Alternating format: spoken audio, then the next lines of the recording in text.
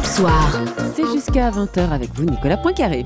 Et on parle maintenant avec vous, Mathieu Noël, d'une toute autre compétition qui vous a fasciné ce week-end. C'est l'Eurovision de la chanson et la victoire de la diva travestie Conchita Wurst. Nicolas, on connaissait les femmes déguisées en hommes, les hommes déguisés en femmes, mais avec sa robe à paillettes, c'est très féminin et sa barbe postiche, Conchita Wurst a inventé un nouveau concept extrêmement dérangeant pour tous ceux dont le QI plafonne péniblement à 70, malgré le poisson qu'ils ingurgitent pourtant chaque vendredi. L'homme déguisé en femme, déguisé en homme. Ouïe, double mise en abîme, Nicolas, bobo à la tête. Mais qu'est-ce qui se passe? Mais qu'est-ce qui se passe? Ou plutôt, Jésus, Marie, Joseph, qu'est-ce qui se passe? C'est exactement ce que se sont demandés samedi soir, outrés, cramponnés à leur chapelet, tous ceux qui dans ce pays croient encore un tant soit peu aux valeurs traditionnelles, et pour qui la victoire à l'Eurovision de ce travesti barbu a été d'autant plus rude qu'il se remettait à peine du succès populaire des Garçons et Guillaume à table. Film intellectuellement déroutant pour les homophobes, puisqu'au début le type est gay et qu'à la fin il épouse une femme, donc on ne sait plus trop quoi penser, on en ressort très énervé.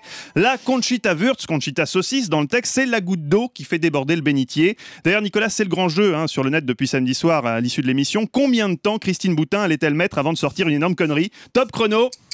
Samedi soir, rien. Bon, ça se comprend. Sous le choc, elle a dû solliciter l'abbé Bittard en urgence pour exorciser son salon, de peur que la perversion satanique de la saucisse autrichienne contamine son foyer. Dimanche matin, toujours rien. L'heure tourne. 9, 10, 11 heures. Tiens, c'est bizarre. Dans un accès de lucidité, Christine aurait-elle subitement réalisé que cette histoire de pommes et de serpents, c'était peut-être un peu gros?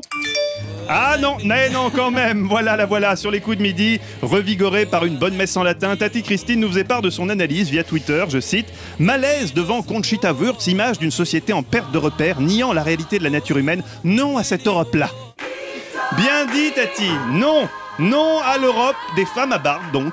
C'est vrai qu'en cette période où, à part une petite troisième guerre mondiale, rien de majeur ne se joue, le danger méritait d'être pointé du doigt, tant l'engrenage semble désormais inévitable. Maintenant qu'un inverti barbu a gagné l'Eurovision, qu'est-ce qui va empêcher ces gauchistes de profs de distribuer du poppers à nos enfants en chantant YMCA et cul nu? Rien, Nicolas, bien sûr, Tata Boutin a raison, le péril gay et lesbien est là, comme nous le confirme un autre grand esprit de son temps, Frédéric Louis Bourdeau, délégué des jeunes de la droite populaire, la branche facho Canada Dry de l'UMP, qui voit carrément dans la victoire d'une drag queen à l'Eurovision la décadence de l'Occident.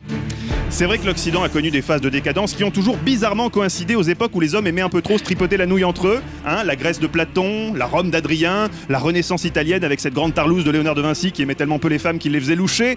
Heureusement, il y a eu des phases de progrès fabuleuses, souvenons-nous. Le Moyen-Âge, l'Inquisition, la Saint-Barthélemy, Pie XII, fabuleux. Alors amis fachos, gardons espoir, il faudra peut-être brûler quelques livres et quelques femmes à barbe, mais est-ce qu'on veut que nos enfants finissent meneuses de revue chez Michou après avoir pris trop de poppers à l'école publique? non. Bien sûr que non, alors donnons-nous la main et prions en nous souvenant qu'il n'y a qu'une chose pire que les gays.